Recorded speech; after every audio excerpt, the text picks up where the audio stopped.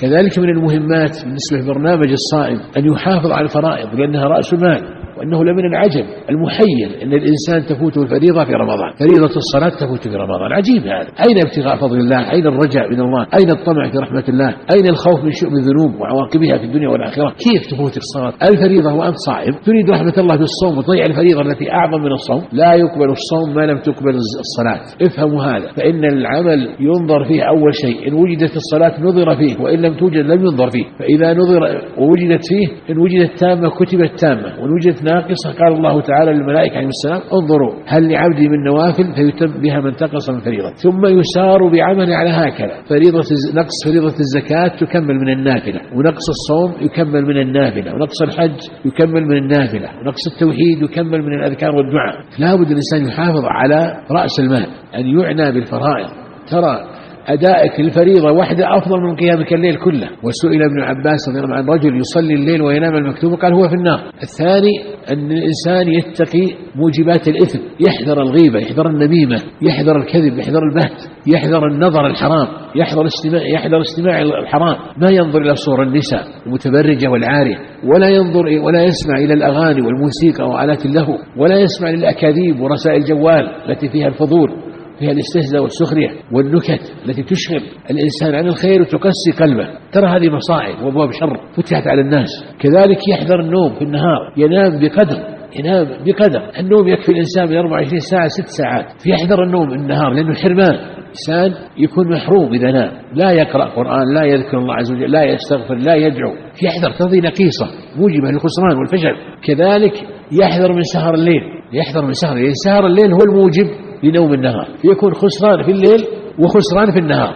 في الليل أكثر الناس يسهرون على لهو، يسهرون على محرمات، يتابعون القنوات، والقنوات تعد طول السنة لإفساد الناس في رمضان، تعد برامج سنوية تهيأ لرمضان لصد الناس عن المساجد وعن الصلاة وعن القرآن وعن الذكر، ولتقسية قلوبهم حتى لا تلين بذكر الله وطاعته. فهي مهيئة ومجهزة لأسباب القسوة وأسباب ظلمة القلوب والبصائر وأسباب الحرمان من الخير. فينام الإنسان من الليل ما كتب الله له، ساعة من الليل تعدل 3 ساعات من النهار، فإذا نمت 2 ساعات من الليل عدلت 6 ساعات من النهار. ينبغي الإنسان يكون عنده منهج. والنبي صلى الله عليه وسلم كان يكره النوم قبل العشاء والحديث بعدها طول السنة، فكيف في رمضان؟ يصير الإنسان يسهر خلاف السنة وينام خلاف السنة ويطمع في الأجر والرحمة. هذا عجيب.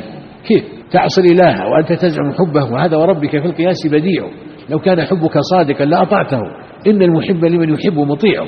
ينبغي الإنسان يحافظ على برنامجه، يكون برنامج حافل بالخيرات. وأول هذا البرنامج ما ذكرت، تبدأ الليلة من المغرب، تكون تتهيأ أنت للإفطار وللدعاء عند الإفطار والمحافظة على صلاة الجماعة. بعض الناس تفوت صلاة الجماعة وهو يأكل، لا أكل على خير، أفطر وأحسن وارجع كمل. وبعض الناس يتأخر عن التراويح أو ما يكمل التراويح، كأنه يمن على ربه بعمله، يصلي تسليمتين ويطلع. هذا غرور وهذا استكبار، هذا إعراض عن الهدى، هذا مجانبة لمنهج الصالحين. كن مع الصالحين يصلحك الله معه. هذا ينبغي الإنسان يعتني. يقول النبي صلى الله عليه وسلم من قام مع الإمام حتى ينصرف كتب له قيام ليلة. أطول الأئمة صلاة اليوم أن يصلي ساعة، وهذا نادر ترى، فتحصل بقيام ساعة قيام ليلة وأن تبخع على نفسك تصلي تسليمتين وتقوم تجر ثيابك ورجليك كأنك مانن على الله بعملك. كيف يكون هذا؟ تواضع لله يرفعك الله، استرحم بالله يرحمك، استغفر الله يغفر لك، ادعو الله يجيبك، شارك المسلمين في دعوتهم بأن دعوتهم تحيط من ورائهم. ينبغي الإنسان لا يغفل.